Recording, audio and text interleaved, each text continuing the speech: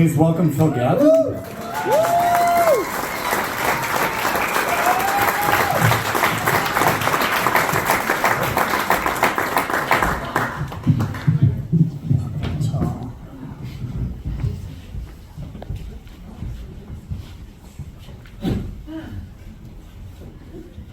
When my wife and I were newlyweds, we were young, happy, broke.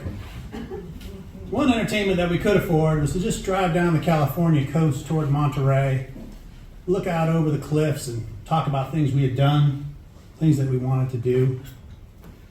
I'd realized it was cheaper to build furniture for our new apartment, so I'd started learning how to do that, and I'd saved up some money to buy a router for shaping wood. I went to my new father-in-law, Tip, for advice on the right tool to buy. Instead, he just gave me his router. He didn't have much use for the small tools at that time, because he was in the middle of a 15-year project to build a 40-foot wooden boat from his own design. Heading into that first Christmas with my new in-laws, the only thing that I had really hinted at wanting was a miter box, so I could start cutting wood at different angles. I figured if Megan dropped a hint, Tip would choose a good tool. So Christmas morning lays out like this.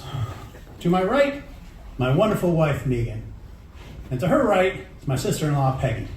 On my left flank, my mother-in-law, Celia. And to her left was Aunt Linda. Aunt Linda was willowy and frail. She'd been in a car accident years before that left her disabled. She was lame on one side, but filled with this pure, innocent love. She had on a new San Francisco Giants ball cap, and her whole face just beamed. At the tree was Tip, ready to serve as Santa Claus. He seemed sort of hurried at first, as he handed out the boxes containing new VCRs for the sisters. Perfect gift for somebody setting up a new household. Aunt Linda got a box of See's candy. Now, I would like to state for the record that I adore See's candy. She got the 1 pound truffles, nuts, and chews. When it came to me, Tip slowed down. He stood up, adjusted his semi-ironic Christmas suspenders, cleared his throat, and he held forth a box like it was a precious item. It was about the size of a box of See's candy, only twice as thick, somewhat heavier than I expected. Some assembly required? It could be a miter box.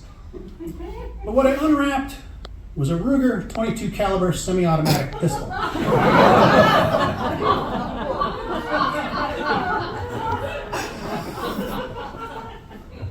I grew up outside of Chicago in a family that hated guns.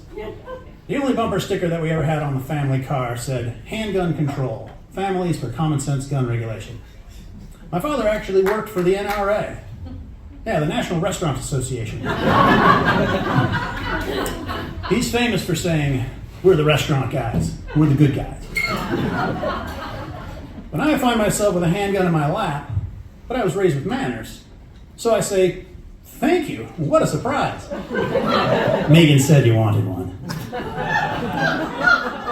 Now, in fairness, I had said on one of those drives down Monterey, you know what I ought to do at some point in my life? Fire a weapon. In hindsight, she may have shared that information outside of its context.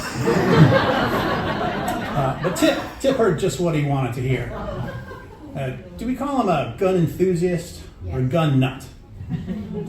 I didn't judge him. He grew up on a farm in Missouri. Guns were just a part of his life. It was just another tool, a power tool for Dad. But he was a scientist, and he found them an engineering marvel, a machine you could hold in your hand to propel a missile at an awesome speed. Now back to the Christmas vibe. My mother-in-law has gone off to the kitchen to see what needs attending to. Two of the women in this room cannot stand what's happening right now. The sisters were forced to load and fire a weapon at a very young age. They found it utterly terrifying, and they grew to despise guns. One man in the room is thrilled that he's found a perfect gift for his first son. And then there's me, completely bewildered by what's going on around me. Linda at least has candy. We go in for a second round of gifts. And this was the year that I learned you really can't go wrong with a nice pair of socks. Linda got a box of C's chocolate lollipops. What Tip handed me was about the size and weight of a brick. And I think, I can make use of a brick. What it was, in fact, was 1,000 rounds of copper point bullets. Apparently, everybody in the room knew what was coming except for me. In this household, they knew that an unloaded weapon is no more useful than a hammer if you've got a conflict. So just as I had never conceived of 1,000 rounds of ammunition as a reasonable Christmas gift, they could never consider giving someone a gun without it. It's like giving them an empty purse. Now my sister-in-law Peggy heads into the kitchen to see what Mom's attending to. Megan, despite the painful tension hanging in the room, has stayed by my side because she's the best wife in the world. Now, Tip reaches into the tree and he hands me a small box about the size of a box of Staples. And I think, I've got a gun, I've got bullets, what else could a man possibly need? How about Italian-made, Fiocchi, 22 caliber, hollow point bullets? And there's a little note attached, which I read to myself, and I smile and say thank you. Megan snatches the note out of my hand and reads it aloud. Them other ones is for target shooting. These ones, spelled with the apostrophe, is for killing. Now, you know that phrase, let's just say he was no rocket scientist? Tip worked for Lockheed in the Missiles and Space program. He was literally a rocket scientist. But he's used the vernacular here in the note, because it's kind of funny. Now even Megan goes to see what the others are attending to. Tip finally realizes he's lost the room. Starts to backpedal. The varmints. You need to take out a squirrel or something. And remember, this is Sunnyvale, California, home to the headquarters of Lockheed Martin. The idea of bagging a couple of squirrels out back? Too much. Linda, meanwhile, has consumed an entire box of chocolate and cheese. She later went on to consume a full Christmas dinner, finished off with a lollipop. A few years later, Megan and I had moved to Chicago, where we compiled a laundry list of new reasons to hate guns. And one day we got the call that Tip had passed away. He had died in his sleep aboard his boat in the marina. And so we flew out to California to scatter his ashes in the sea. And they read his will. It was simple. The bulk of his estate went to his wife, Celia. And the only other person mentioned in the will was me. I was to be given his Ruger 357 Magnum. So now I'm the unwitting owner of both a little pistol and a big pistol.